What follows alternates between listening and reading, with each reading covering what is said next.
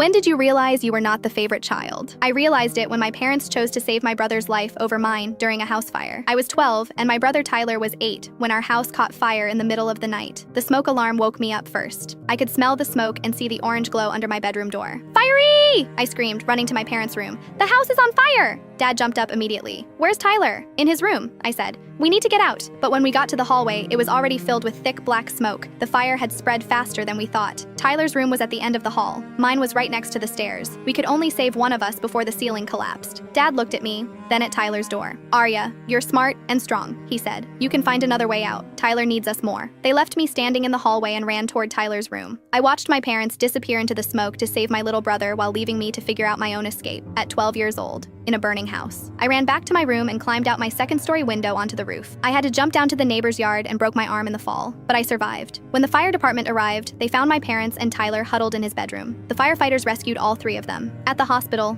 everyone was focused on Tyler's smoke inhalation. "He's so brave," the nurses kept saying. "Such a tough little boy." Nobody mentioned that I'd escaped on my own with a broken arm. "Arya's always been independent," Mom told the doctor when he asked about my injuries. "She's our little survivor." That's when I understood. I wasn't the favorite child because I was capable. Tyler was the favorite because he needed saving, and my parents would always choose to save him first. The pattern continued for years after the fire. When Tyler struggled in school, they hired expensive tutors. When I struggled, they told me to figure it out because I was smart enough. When Tyler wanted to quit baseball, they let him. When I wanted to quit piano, they said I had to stick with commitments. When Tyler got arrested for shoplifting at 16, they hired a lawyer and got the charges dropped. When I got a speeding ticket at 17, I had to pay the fine myself and lost car privileges for a month. "Tyler makes mistakes because he's impulsive," they'd explain. "Arya should know better." The final proof came when I was 18. I'd been accepted to 3 colleges but needed help with tuition. "We'll see what we can do," Dad said vaguely. 2 weeks later, Tyler crashed his car while drunk driving. Instead of using my college money for tuition, they spent it on Tyler's legal fees and a new car for him. "College can wait," Mom told me.